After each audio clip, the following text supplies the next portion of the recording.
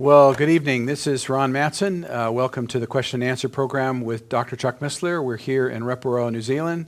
Welcome again, Chuck. Nice to be here, my friend. It's good to have you again. We have some more questions. We're going to start off with a question that actually you addressed last week, but it's being asked again. I have to give them the same answer? If you can remember what you said. I have no idea. This question is from Hediko. He writes and says, I'd like to ask Dr. Missler what he thinks of a speech of Benjamin Netanyahu. What was your take? A lot of people are interested. Well, first of all, I think he's a breath of fresh air. My grief over Israel is the lack of leadership they've had for so many years. The early ones, Ben-Gurion, Golda Meir, they believed in what they were doing. They had backbone. But then we had a whole spate of leaders that are just peaceniks, some people call them, or doves, give them names, but they were peasers. And to me, that's the predicament Israel has put herself into by not standing tall.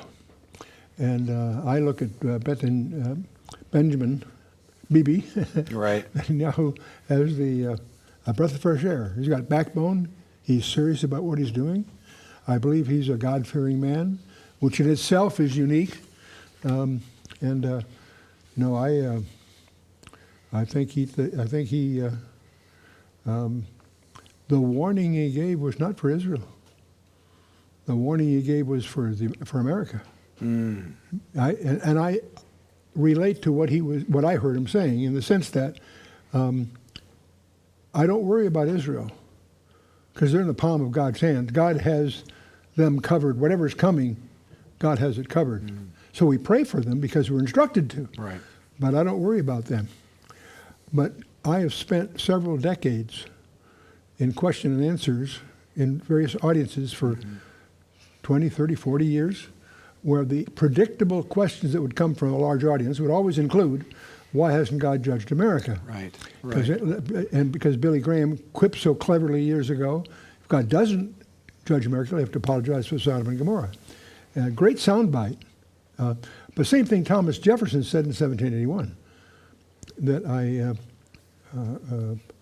tremble when I recall that our God is just, and that his justice will not sleep forever. And so from that background, I used to always hide behind Genesis 12, 2 and 3. Yeah. That God promises those that bless Israel, he'll bless, and vice versa. And so I've always able to duck behind that onslaught, using that as my cover, if you will. And I can't do that for the first time in my career, in my memory. For the first time, we have failed to stand behind Israel. We have abandoned her. There are people in America that don't feel that way, but our administration clearly has prostituted themselves for a different agenda that is anti-biblical, anti-Christian. It isn't just a non-Christian nation, it's an anti-Christian nation, what they've turned it into. But and the fact that we've turned on Israel makes me tremble for America. Because to me, that was the protection it had, whatever else it had done wrong. And certainly its support has been clumsy, and there have been betrayals. But America, on balance, stood for Israel's right to exist. Don't anymore. And so I try to look at it all from God's point of view. We outlaw his word in our schools. We won't let his name be used in public places. We murder 60 million babies in the most precious place, the most sacred womb of the mother's womb, Right. So what's God's attitude towards that? We're trying to undo everything he's instituted. And I think that I would presume God's attitude towards America is one of wrath. And abandonment wrath. All God has to do is just stand back. Yes. Doesn't have to do anything. Yeah. He'll do the same thing to America that he did to the Northern Kingdom. When he sent Hosea up there just to tell him that God's going to just remove his protection, let the Assyrians remove them from history, and they did. And we go on and on. The whole idea of the abandonment wrath of God, I see that already in play.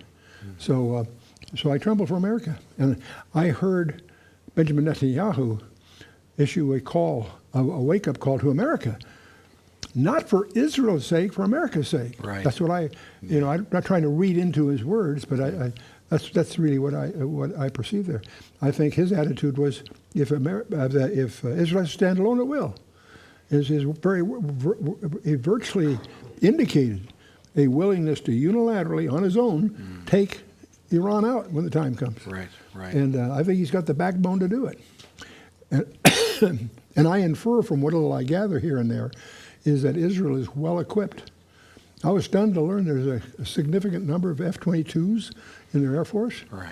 I mean, that's staggering. Yeah, You think, way past the F-16s. Yes, that's right. oh yeah, I mean, they love the F-16. That's great, but the F-22 is a equine of another hue. Yeah. Well, you also pointed Horse out of a different color for those of you taking notes. you also pointed out last week when you addressed this that the timing of the speech was also very provocative. On Purim, yeah. So the day they celebrate Esther's saving the nation. For such a time as this, basically, is either you step up and really cast the role of the United States being Esther, in the sense that either Very much if so. you do it, then you'll be fulfilling your purpose. If you don't, God will still be on the side of Israel. Mm-hmm. And in fact, even when we say the term or the question, will Israel stand alone, we always recognize that's with regards to the nations of the world. Israel will never stand alone because God is committed to the nation of Israel. In fact, the whole vocabulary throughout the Bible, it's Israel and the nations. Yeah. Israel's not one of the nations. It's Israel and the nations. It's two different, both 70 in number. But anyway, the Esther parallel was deliberate and obvious, and I think that's cool. That's cool. No, it's good timing and very powerful. I've got a question here from Mark in Reading. Anything that the Democrats boycott or don't like, I applaud. Okay. I think anybody who takes up any arms against God, whatever their political party is, right? Okay, we've got Mark from Reading in the UK. He writes, with regards to just all the atrocities and things going on in the world, it seems like you can't hardly go through a period in history where there isn't some horrific thing taking place. And what he says is, my question is, within the last 1,000 years, do we have any evidence of God intervening on behalf of the people? I guess he's referring to intervening on behalf of people that are being persecuted, and any evidence of God's physically judging a nation or a people and putting a stop to evil. Any evidence in the last 1,000 years of history? Oh boy, actually probably many. Boy, I don't even know where to start. Well, you could do the British Empire as a great example. British Empire comes to mind, the Berlin Wall. You can take several of these things that God reversed. Right. You know, when they turned against Israel, then all of a sudden their empires began to collapse. That's why you go back even further to the Persian Empire. It's interesting how the Persian Empire was hospitable to the Jews in many ways, setting aside the Haman thing, and how even through history, many of their top leaders were Jewish. That's how Daniel gets put in charge of the hereditary priesthood. Right. That's what led to the lion's den thing and all that. So you can go even that far back. But even in more modern times, the British Empire is the best example. You know, sun never set on the British Empire, and obviously it was over. You know, the way the Sykes-Picot Agreement totally gerrymandered the whole Middle East. Most of the problems in the Middle East are from their arbitrary maps that they drew. It's crazy. So, gosh, we could go on. You could build a whole case there on the Berlin Wall and the rest. And so, but in the sense that he's speaking of, intervening on behalf of a subgroup, and broader brush very clearly, and so that's. Yeah, you mentioned the Berlin Wall. You mean the fact that during the war, World War II, the Germans built walls and made ghettos around the Jews, and after the war, they built a wall around the capital of Germany. And the Germans couldn't climb the wall without being machine gunned. Right. So and so forth. Yeah. But there's those peculiar inversions, but boy, it's a good question though. Yes. All right. Let's go to another question. I'm wondering if you could give an update on the economy like you did in the 2013 Strategic Conference. Where do you think both the U.S. and Europe are right now economically? Well, Europe's coming apart, unfortunately. There are many that think that even the Union can fall apart. Whether it does or not, we don't know, but it's the desynchronization of the whole global economy is terrifying many. And so that's it's anyone's guess in a sense. Everything is going counterintuitive in a sense. Last Friday, we had really good news, presumably, that the employment figures were much more favorable than usual. Right. And the Dow dropped several hundred points, went down on good news. Well, you have to understand the nervousness of the professional traders, because they figure that good news will keep the Fed from doing that which will be injurious. So you see, and so everybody is doing counterbalancing their moves. It's insanity, and it's not. It's probably a more difficult environment to even adopt some rules of relationship. Usually, if stocks go up, the debt and equity are inverse. Right, At least in some broad. Today, it's crazy. And the good news is, this is exactly what we're going to be publishing next month. We just finished the Behold a White Horse, where we talk about the Antichrist and all of that. We just recorded this morning our Behold a Red Horse, which is war, and we went through all of that. Well, the next one we're going to do is the Black Horse, which is famine, but it's also inflation. We're going to get into that, and we're going to discover that part of the problem is that things like the Fed can only deal with cyclical problems, not structural ones. And our problems are basically structural problems. Right. So they can't solve the problem. They played all their cards and they're out of trump. They're in trouble. And there's panic going on in most of the boardrooms for that reason. And so the economy is really terrible. And as far as the U.S. economy looks like it's doing better. Everybody's trying to make it look like it's doing better. But they got big problems because they haven't solved the real problem, which is debt. There's too much debt. And their answer to that is to add more debt. Right. Yeah. The quantification of the derivatives. I'm digging into that lately in preparation for the Black Horse thing. It's staggering to realize how fragile the entire global system is. Right. Not just the U.S. economy, but the whole thing. And the derivatives are in the hundreds of trillions. Now, see, the whole problem here, they're using a vocabulary they don't understand. Mm-hmm. A trillion is not just, well, it's 1,000 billion. No, it's much more complicated than that, because you're dealing with quantities that are so large, they're no longer just quantitatively different, they're qualitatively different. And the one I'm so fond of using is in seconds. Going from million to billion to trillion is going from 12 days, million seconds, 12 days, to 32 years. When you're at a billion. When you're at a billion, to 32,000 years. And when you begin to realize that, those numbers are beyond grasping. Mm-hmm. And our tens of trillions are not our budget, it's the amount that we're missing the budget by. Right. And so you start going through all that, it's got to come apart. How it'll come apart, will it be hyperinflation or will it be deflation? They're both nightmares, but they're of total different kinds. And so the experts are really agonizing, trying to even second guess which way it'll go. Mm. And but is it going to go down? It's going down. Well, we don't know if it's going to go down next month or next year, but it's not going to run for long, because the whole thing's going to come unwound. Now, when it becomes unwound, what happens? We don't know. If you look at history, it always involves a total change of regimes, for one thing. And so, and on and on and on. Mm-hmm. So we'll be talking about that. But clearly we have global problems, and for global problems, they'll come up with global solutions. Right. And it'll set the day. A man will come with a plan. The man with a plan. Yep. And watch out. Yeah. One of the things that we see coming across our desk all the time are people trying to characterize as if financial failure will happen in an isolated way. What I mean by that is what happens when the dollar in the United States collapses, or the European euro collapses, or whatever.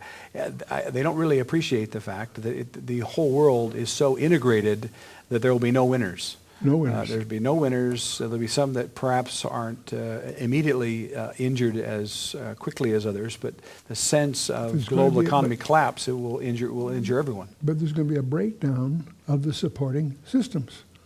In other words, the law enforcement, where's the law enforcement going to go? It's already corrupt, but then where? What happens next? And you go on. So it's people say, what shall I be hoarding? The answer comes up, ammo. Now there's a piece of advice. We'll see that on your. Our board members watching now are panicking. Yeah, exactly. I actually No, said good. that on the air, didn't I? Well, this segues quite nicely into the next question we have. And this is a Christian mother and father that have 3 children in the United States. Alicia is her name. She says, I have 3 children, 5, 7, and 12. What should we be doing, given our children's age, to prepare for the coming persecution and impending judgment of America? What should we be doing? Repair their biblical illiteracy. The only thing you can do is get into the Word of God. And through that, find out what God would have you do. Right. And I don't know, you don't know, but they will if they're in the Word of God. And so that sounds like a cliche, but it's a very real recipe to get in the Word. If you're feeling a financial problem, medical problem, you name it, get in the Word. And that's his answer. And his question that he'll ask through his Word will be, do you trust me? It's fascinating to me to realize how anxious God seems to be trusted. You know, we call it faith or hope. There's several different labels or styles, but the point is his main desire, if I can use that word, the whole concept that God has yearnings still baffles me. I mean, that's a concept I have a tough time getting my hands on. When I first began to realize that from John 17, other passages, that Jesus has yearnings, that just shattered me in terms of trying to understand. But he does. And but his hunger, if I can use that word, or appetite, is to be trusted. Right. And he measures everything. The Father measures everything in the universe in terms of the Son. The entire universe is all being measured by a wooden cross that was erected in Judea some 2,000 years ago. Right. And that pivot, on that pivot, everything else hangs. Strange idea. You know, people that don't really understand our peculiar biblical point of view, if they really understood a biblical view, they'd even be more concerned for us. You know? And as we point out in the autobiography of Jesus, this is the I.Jesus book, that if he was around today making the statements, they'd lock him up as a loony. Yeah, absolutely. And I think that's one of the things that as people go forward and look at these uncertain times, I mean, we are our mailbox is full of people asking questions as if somehow we would have some magic answer that would give them. We do. It is in the sense of where. I cheat. Yes, that's right. But it really is a time, and also I think it's also fair to say that we're living in a time which is unsettling to us. But there's been plenty of times in the history of man where it's been very difficult for Christians and the for people of uncertainty faith. is challenging. There's a line in one of the spy movies, 3 Days of the Condor, where the department head in the CIA is talking to the big guy. Right. And he says, this one of the old days. He says, do you miss the old days? And he says, I love this. He says, I miss their clarity. Right. You know, when you get into literature or whatever, novels even about the World War II era, it really was black and white. There really were bad guys and good guys. I mean, it was really clear. Yeah. You know? Yeah. And the thing today, everything is so blurred, so fuzzy, everything is so corrupt. There is no good guys, bad guys. It's all the gray, Right. men in gray. Right. This is a question from Adrian from South Africa. He says, I'd like to know if you see a correlation between the text in Deuteronomy chapter 23, verses 23 to 25, which I'll read in a moment, to the sealed judgments of Revelation 6. Now, the sealed judgments are what you're working on right now with your behold the white horse, behold the red horse, and the black horse. But let me just read these, a couple of verses that he has there. He says, that which is gone from your lips you shall keep and perform, for you voluntarily vowed to the Lord your God what you have promised with your mouth. When you come into your neighbor's vineyard, you may eat your fill of grapes at your pleasure, but you shall not put your hand into any container. When you come into your neighbor's standing grain, you may pluck the heads with your hand, and you shall not use a sickle or your neighbor's on your neighbor's standing grain. They're calling glean. I assume that what he's talking about there is the gleaning laws, right? Right. The same thing we lean on when we go through the book of Ruth, Right. where she legitimately could go after the reapers and glean what they missed. Right. And of course, Boaz, tells his guys put handfuls out on Right, purpose. But right. But the point is, the law of gleaning it was their approach to welfare. Right. Is that the owner of the property could make one pass through his stuff, but what he missed was legitimately left for. I assume that's what we're talking about. Yes. So I don't understand the question. Well, and then the question is there a correlation between that law of gleaning to the sealed judgments of Revelation chapter 6? I don't think so. Yeah. In other words, the sealed judgments of the sealed judgment. You mean the seven sealed book? Yeah. Which I don't we're in see now, any- the I don't see white any- horse, yeah. red horse, I don't black see horse. any relationship between that Okay. and that particular Right. passage. Okay. All right, that answers the question then. But there is a relationship that's a pattern that gets repeated. Mm-hmm. But that pattern is the first 6 seals of the book, and the same what Matthew calls the beginning of birth pangs. In Matthew 24, he lists that same order. The wars and he goes through that same list, if you will. It's clear when you look them side by side, they're designed to be isomorphic. Right.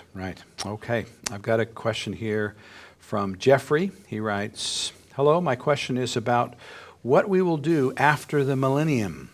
Oh, I've really worried about that. I lie awake nights wondering what I'm going to do after that. I'm sorry to be a little facetious there. I don't understand the millennium, let alone what comes after. Exactly. It's a new heaven and a new earth, and we're not told much about it, except it's strange I've in the got sense trouble of... with the old one. I'm not sure I get it. Right. Yes, it's... I'm probably in the wrong mood to answer some of these questions. Well, Go ahead. Jeffrey, I think you're not going to get much of an answer there, other than the fact that it's tough enough trying to figure out what takes place during the millennium. Yeah, I mean, yeah. that is a really spooky The time. more you study it, the more questions it really raises, Yes, Frank. That's why I'm yes. leaning on that as an example. But it's interesting to me how many people seem to be really wrapped up in the details of then. I can understand them fascinated with details up until the harpazo. Yeah.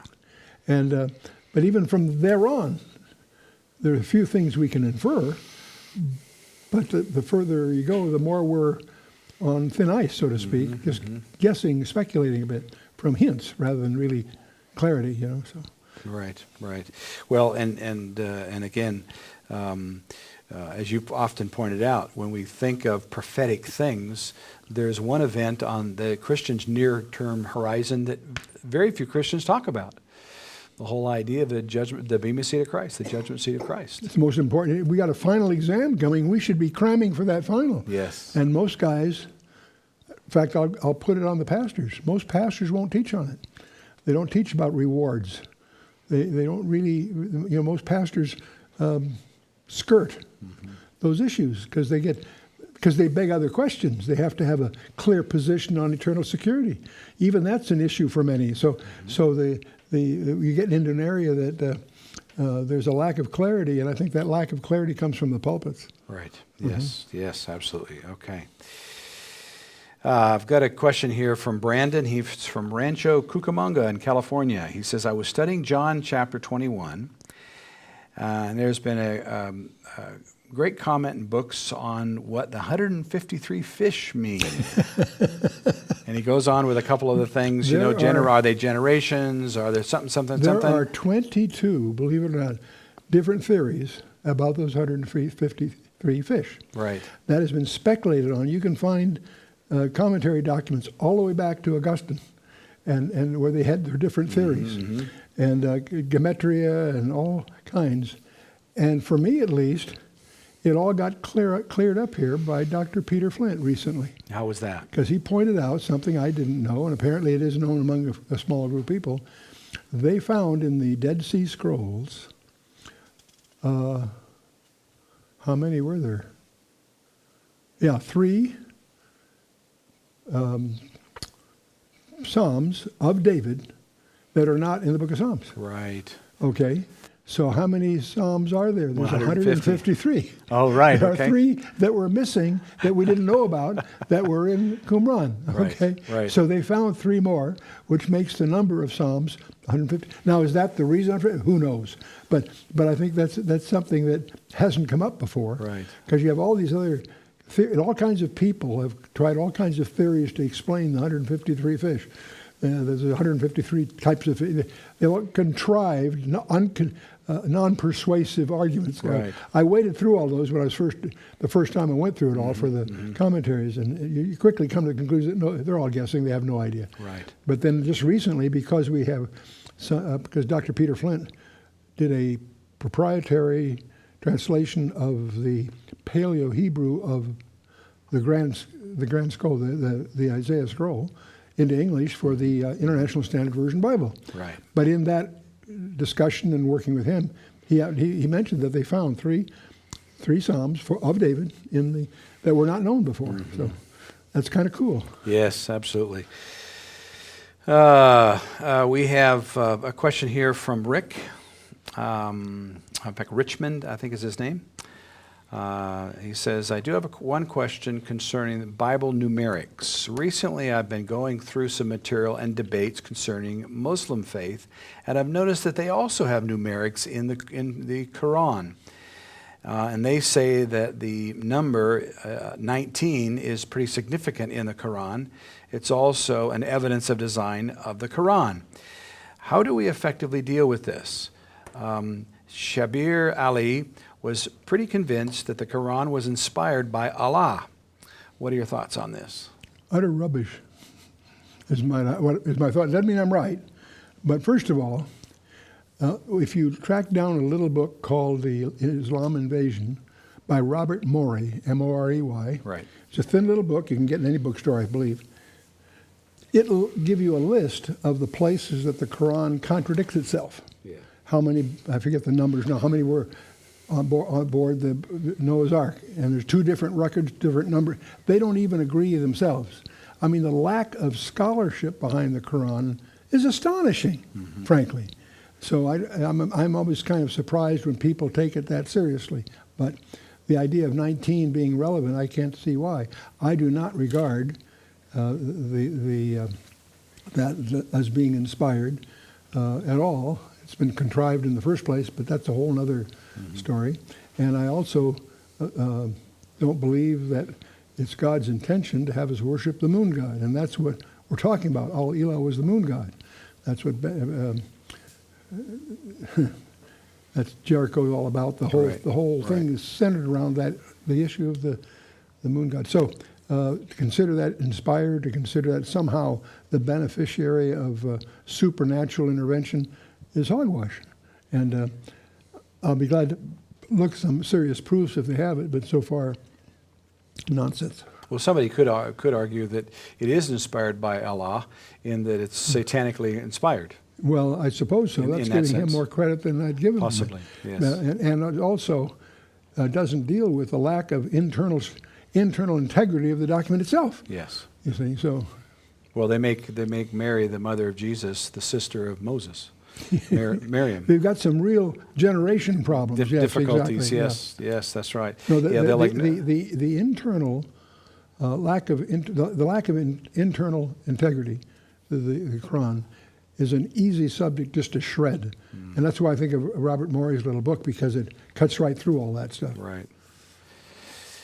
Here's a question from Arjuna. He says, "What are your thoughts on Freemasonry?" I wish it was free. Freemasonry is a form of, it's a collection.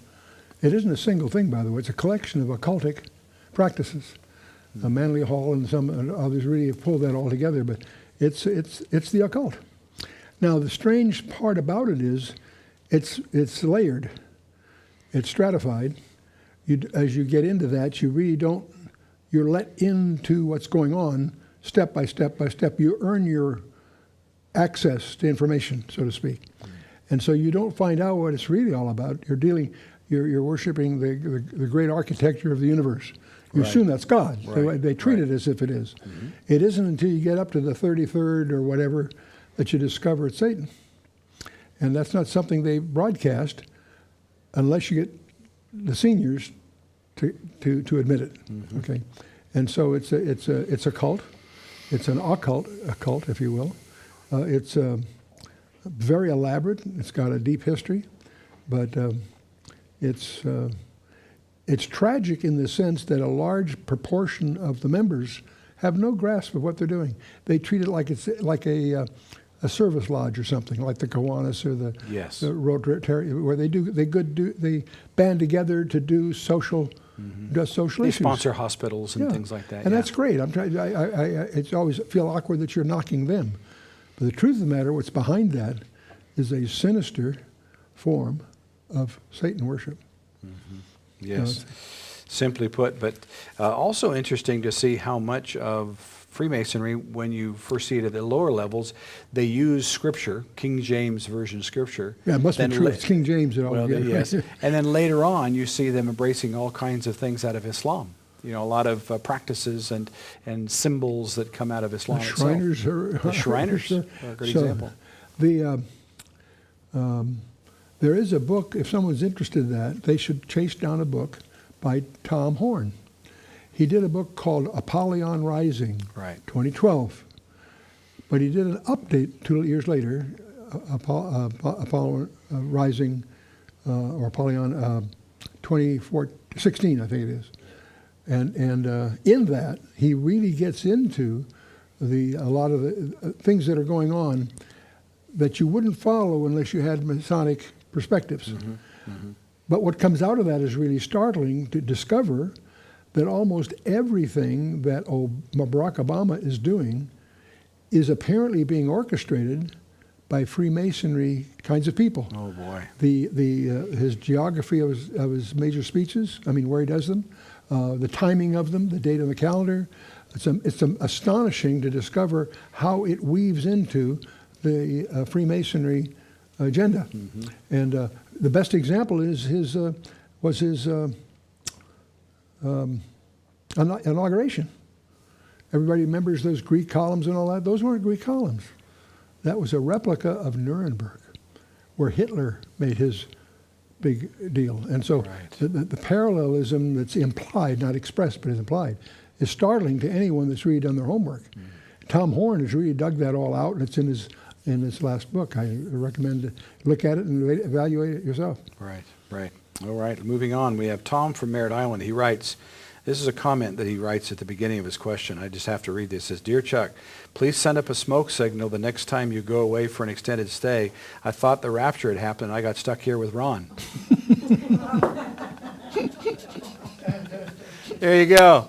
Well, thanks for that, Tom. I'm not going to ask. I'm not going to ask. I'm not going to ask your question now. How to kill 2 guys with 1 bullet? Yeah, right. Question number 1.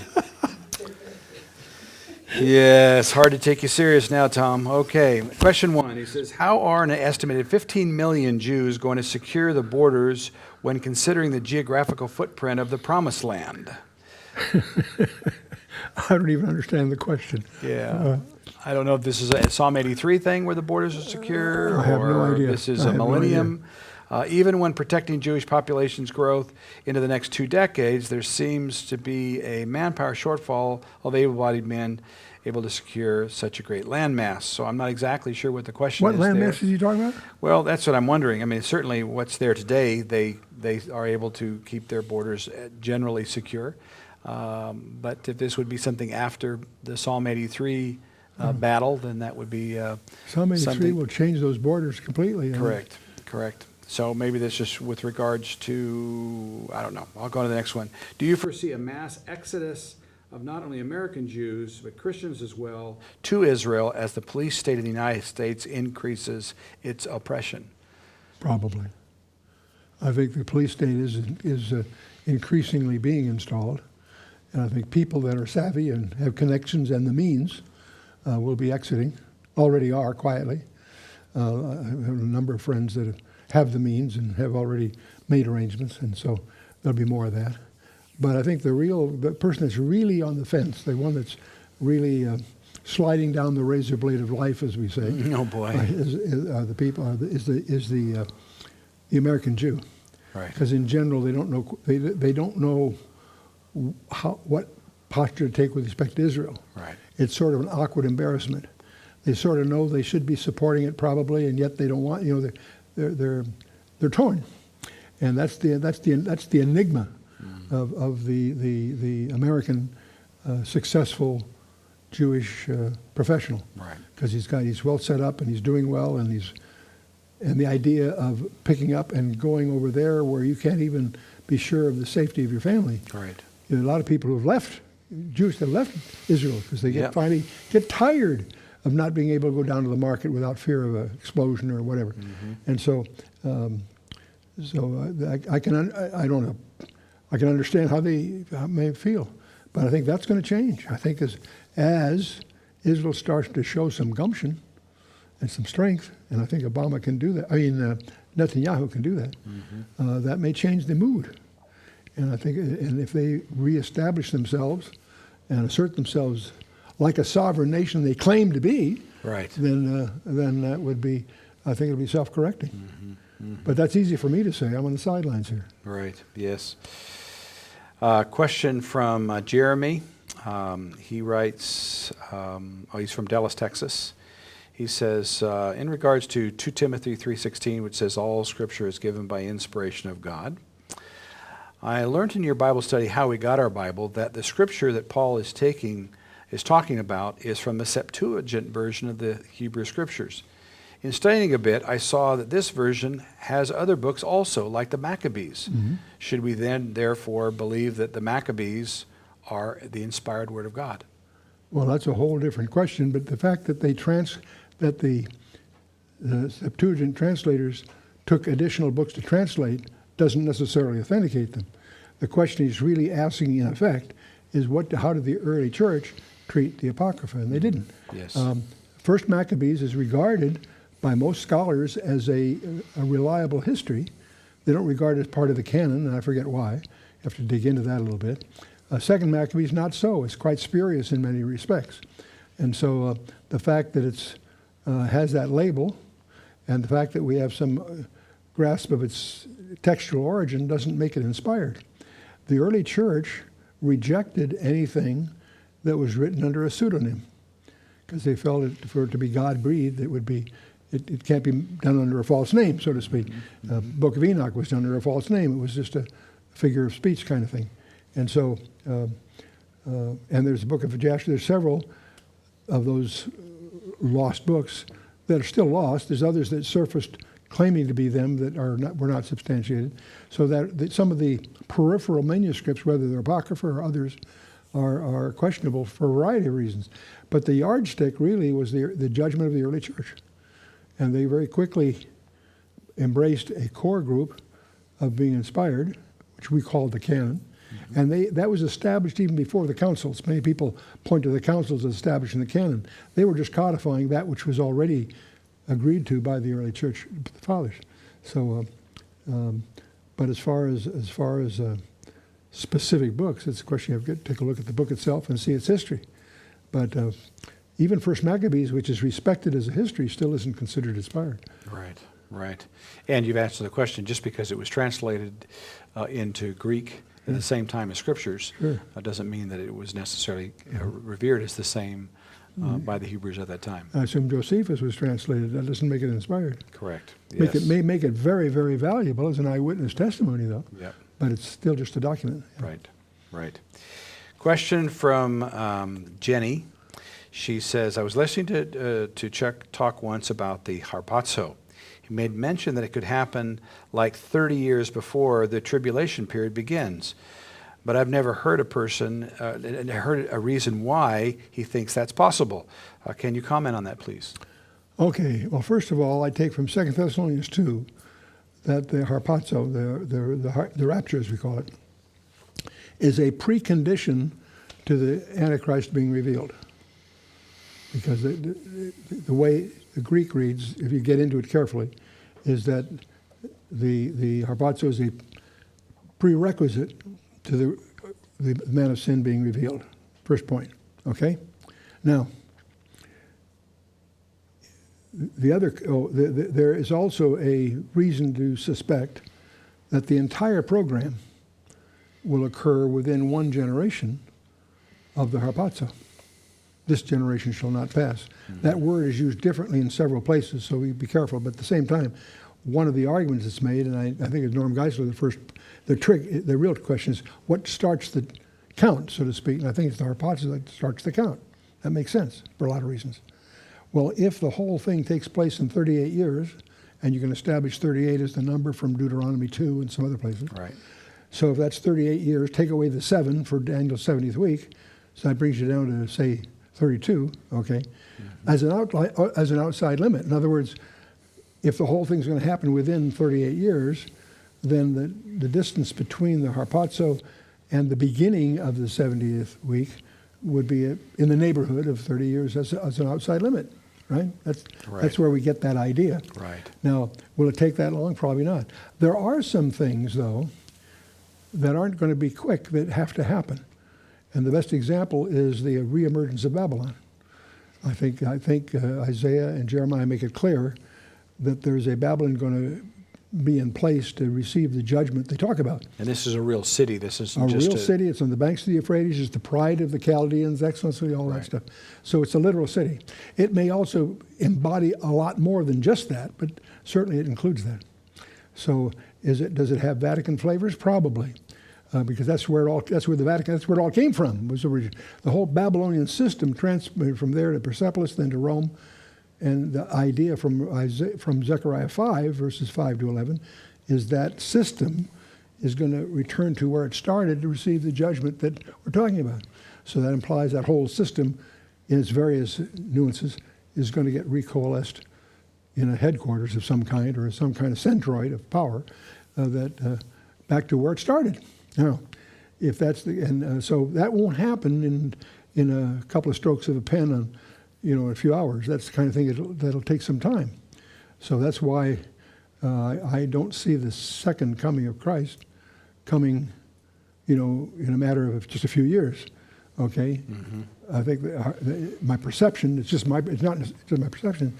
The harpazo takes place. That allows Satan to reveal his guy for whatever he's going to do.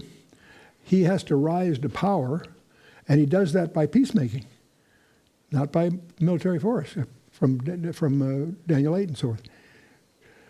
So as he rises to power, he eventually becomes powerful enough to enforce a covenant. Is that 1 hour after he's appointed, or is it 30 years? We don't know. But there's some duration involved. Once he's empowered when he enforces that covenant, that defines the 70th week. The harpazo doesn't. It's his enforcing the covenant that defines it. Mm-hmm.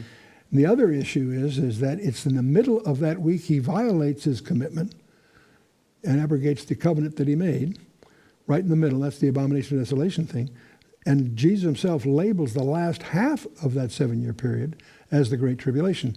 Everybody keeps talking about a 7-year tribulation. They're being sloppy. The tribulation is defined by Jesus himself as the 3.5-year period from the middle of that week to the end, which is what interrupted by the Lord's return.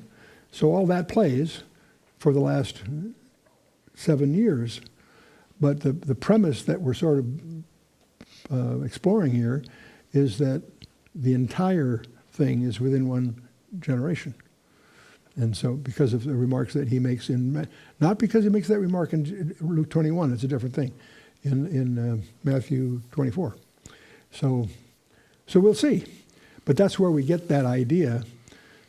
To me, the clear thing to understand is that there is an interval of time between the harpazo and the beginning of the 70th week of Daniel. Mm-hmm. And is it a matter of a few days, hours, or is it a matter of some significant time for him to rise to power and do his thing and so forth? So, I have no idea how long that is, but I suspect it's more than a few hours. Theoretically, you could say, he's revealed, and things are signed, and wow, there he is. I don't think it happens that quickly. But when he can enforce that covenant, that is a timing element. That starts the 70th week of Daniel. Mm-hmm. Along that line, you've just finished and is now published by K House, The White Horse, the first of a 5-part series. we're doing the 5 horsemen of the apocalypse, which will get a lot of people surprised. We're doing the first, the white horse. Well, if Characterize. they're wondering about that, Gordon MacDonald will explain to them that at K-House we try to give them more for their money. That's where that came from. That's right. No, we're using the traditional 4 horsemen, obviously, as our core group, but what we're including in our study will be the events of Revelation 19, Right. when the Lord himself actually does come back, et cetera, and so forth. And so, yes. So characterize the white horse. I mean, we've just released it. What can people expect? What is this first seal judgment? Well, the first thing I think we lean on pretty heavily is that it's a mistaken identity. It's a deliberate attempt to imitate Christ. That's why it confuses commentators. Many commentators fail to pick up on that. And I think the Holy Spirit even indulges in a pun, because he's carrying a bow. But if you understand the law of first mention, the first place a bow is mentioned, God uses it as a token of a covenant. Right. And his career is built on violating a covenant. See, so the thing is, it's a non-trivial observation. But the main thing is it's clear that it's not Christ, because he's in bad company. Look at the other 3 guys he's riding horses with. Yeah. And also, he's called forth by one of the cherubim. And that's not appropriate. That's not appropriate for the Lord to be released. But so when you start looking at the context, what you're saying clearly, the person there is what we call the anti. Now that's the other strange thing. We keep calling him the Antichrist. Antichristo in Greek really means in the place of Christ, and that's a term that John uses twice in a different context altogether, not as a label for that person. But we've adopted that label for that person, so why fight it? It'll stick. You can't help it. But the point is, John, when he writes the book of Revelation, doesn't use the word Antichristo for that. He calls him the man of sin, the son of perdition. He has 13 other labels that are available in the New Testament, 33 in the Old. So there are plenty of labels around for this guy. It's astonishing to realize how much of the Bible deals with that guy. Right. His origin is, in fact, there's even a physical description of him in Zechariah 11, verse 17. And so there's a lot we know about him. That's what made the presentation rather hard to get compressed in just a quick review. But that's the Antichrist. And the question, is he alive today? I think he is. And that's another thing that will explain why we believe that in the presentation. But the other thing that when we mention the white horse, I don't want to be defrauding our listeners here. We're sandbagging them a little bit, because there's 6 other groups. There are 6 different groups that have very specific expectations of the Antichrist. One is the Vatican. One is the Muslim. Oh, let's start with the Muslims. They have their scenario that they believe. So they have an expectation. The Vatican has an expectation. They're actually preparing to receive an alien visitor. They're astronomers in southeastern Arizona, which is the mecca for modern telescopes. They have a staff there that is committed to preparing for this guy to arrive. Can you believe it? You go right through the whole list. The Freemasons have a scenario that they're talking about. There's 6 of them altogether. Islam? Oh yeah, Islam. I thought I mentioned, anyway, Islam I mentioned. Anyway, there's 6 of them. The point is, we did a... Transhumanism. Thank you. Transhumanism is the other one. Yeah, people that actually believe they can achieve immortality within a couple of years. This is not 10 or 20 years away. They literally feel that they will have the technology they need to establish a form of immortality. Right. In 2, 3, 4 years, something like that. And so the transhumanists have their agenda. And so anyway, there are 6 of these. We did a package called The Expectations of the Antichrist, where each of these groups, I guess one is the biblical. Anyway, yes. There are 6 different sessions. And so if you're going to get the white horse thing, I encourage you to talk to your people and get there's a package deal, I'm sure, to package the 2 together, so you get the whole story. One last question. We've come from Dale from Lincoln in the UK. He says, what do you think of the views of John Shorley? I have no idea. Okay. This is what he tells us a little bit about. He says, the windows of the Lord's return from 2012 to 2020. It says, "We are the tribulation generation, unlocking mystery of the book of Revelation, who believes that Revelation 10 and 17 detail earthly visitations from angels who essentially post visions, gave the Apostle John an addendum to his vision." I've never heard of this fella. That allows the chronological order of events so that the rapture takes place mid-tribulation. Sorry, Dale, we don't know about this fella. Don't know about a guy else that denies doctrines that we are comfortable with. He denies the doctrine of eminence. Right, with the mid-trib. Well, with that, we've actually finished all the questions that were mailed in. Now, Chuck, you're going to be gone for a couple of weeks. We're both going to actually be in the States doing a number of things, meeting lots of different people, moving around. And so we'll have to think how we carry these conversations on next Wednesday. We'll try to do it with Link if we can. We'll do it with Link. I think that's what we're going to try. And we've got all our key people installed with Office 365. Yes. We kid doing his Office 364 sometimes, but when it doesn't work. No, he's modernizing our whole front end, and that's exciting. All right. And part of that is Link, and we're going to give that a try to where we can connect our key people into a face-to-face discussion. So we'll still be trying to establish those things on the Tuesday nights. And one thing we're going to try to do when we can, when it'll work out, I'm anxious to include Kim Clement in these discussions. Right. Because we think very highly of him, and we're getting some people are giving us a little flack about that. And they need to understand that we take our friends very seriously, and he is a close friend. Well, we have a little bit of time. Let's just address that right now, because I know Kim, we did ring his office, and we're going to try to get him on today's program, but he's on his way to Israel at the moment to take care of some prior engagements. But let me ask some questions that are just coming forward. Right. First of all, Kim is a fellow of a background referred to as the Prophet Kim Clement, and over a 30 year. He's adopting an Old Testament label for a New Testament gift. Fine, right. Okay. And he's had about a 35 year history of connection with various ministries and styles of ministries. But tell us a little bit about the background. How did he first get in contact with us? Well, he wrote me a letter, I think 2, 3, 4 page letter, a lengthy letter, where he bared his soul. And he said he had in his career he had disparaged eschatology and taught a lot of things that he now realized are not true. And he dispatched his wife to do some research, and she really did some research and came to the conclusion that we had material that he really felt positive towards. And he was anxious to repair his errors. He feels he had mistaught his own people. Now that's quite an admission. Stop for a minute. Just think about the fact that this is an individual who is no small reputation.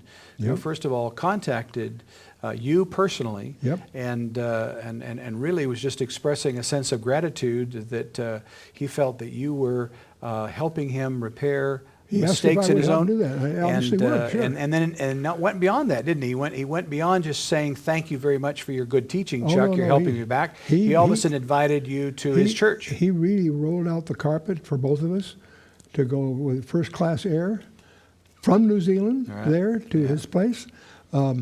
As we got to know him and his family and his people, because we were there for some time together, I was stunned at the reality of this guy. I think I can say candidly, of all the people I've met in ministry, he's a refreshing change with integrity that I haven't seen outside the boardroom before. I've been very troubled I had a 30-year career in the corporate boardrooms, and I've had a 30-year career roughly in the Christian side. And I've developed some very cynical attitudes. On the Christian side, they're not bad people, they're just untrained. They have no grasp of what the word fiduciary means. They generally have no grasp of the sanctity of a commitment. These are the basic elements of character in the top echelons in the corporate world that I was spoiled with, I was used to. This is the first guy I've met that I just saw as having backbone, integrity, forthrightness, and very straightforward, very candid about himself. But also there was a disarming humility with him. That's what I'm trying to get at. He was really willing to not only admit privately in letters to you and in private conversations, but he stood before his own congregation and said, I've been teaching you wrong in the area of a lot of prophetic issues. And I remember one of the meetings, he said, I'd like to sit in the audience with you, and he introduced you as his teacher. He says, we're gonna all learn this stuff and get corrected together. I thought that was quite remarkable. And his wife too, both of them, they really, and it is a superficial look. I get the impression that Jane has really gone through virtually everything we publish. Yes. Intensely, carefully, with notes, and they're serious researchers. But it was his character and personal integrity that just stunned me. As I watched the reality of it in his family and also with the whole team that's there. In fact, their people, our people, really just coupled. It was just a delightful experience. It's that whole issue of add to your faith virtue, isn't it? When we talk about 2 Peter chapter 1, verse 5, it lists 7 things. Add to your faith these 7 things. And what's fascinating about that list is instruction. Most of the things you think of are down the list a bit. Yes. The first one is moral is virtue, which doesn't rattle when we change it in the King James English. Right. But it's moral conduct. It always has puzzled me how we can have people who call themselves Christians who aren't honest. Yeah. They shake hands on a deal, and it doesn't matter. They have the integrity of a commitment. I grew up in a business world where that was the primary ethic. I saw companies created without a scrap of paper being signed. Phone calls and committed by people who could rely on a verbal commitment. And even if it turns out to be unprofitable, they knew they'd stick with it. And anyway, the point is that I saw in him a character that I hadn't seen in general in the Christian community. And it's not they're bad people; it's just they're not trained. Right. They don't have that the consciousness of the simplicity of a commitment and commitments. And of course he didn't just pay our way to get there. He put us up in the Four Seasons, which is as you may know, a top of the line hotel thing. In fact, I kidded him. I says 3 seasons would have been plenty, and we were being facetious, of course. Yes. But we came out of that experience where I openly call him my friend, and that means that I'll back him even if he's wrong. Yes. He's a friend. Well, and I think that there's two things there that we need to really focus on, and one is that we're not saying that we stand behind any person's specific ministry. We're not promoting whether or not we agree with every single doctrine he teaches. In the same way, I can pretty well be assured that they would not necessarily stand behind everything that you or I would say. Sure. But nonetheless, what you're underscoring here was there was a level of integrity, humility, and a willingness to be taught and embrace in brotherly love that we were generally impressed with. And you make reference to the way in which he treated us. I found it fascinating that we questioned him on that. We thought, this is sort of over the top, and we didn't want to make him feel like either A, we expected it, or give him a sense that we were being bought off. But the truth of the matter is, he made a very interesting statement to us. He says, I want to treat people now like I was never treated when I was out on the road. And he really went above and beyond to show you how much he respected you and your ministry.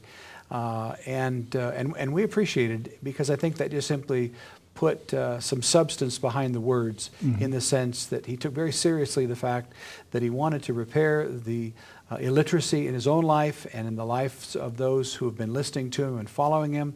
And we were profoundly impressed and blessed, really, that door would be open. But to some degree, that will address some of the people that are questioning us on this issue. That really it is about that issue of just agreeing to enjoy brotherly love with one another. It's fine for people to ask questions. I'm always puzzled by those that seem to want to sow discord among the brethren. And I see some of that here and there. People that are sort of looking for an excuse to sow discord. And I think that's tragic. Anyway, I just Yeah. No, I absolutely agree. And I think people that know the relationship I have with Hal Lindsey, that goes back 50 years, I guess. and you guys disagree, don't you? We disagree on things, but he's my friend. People learn the hard way.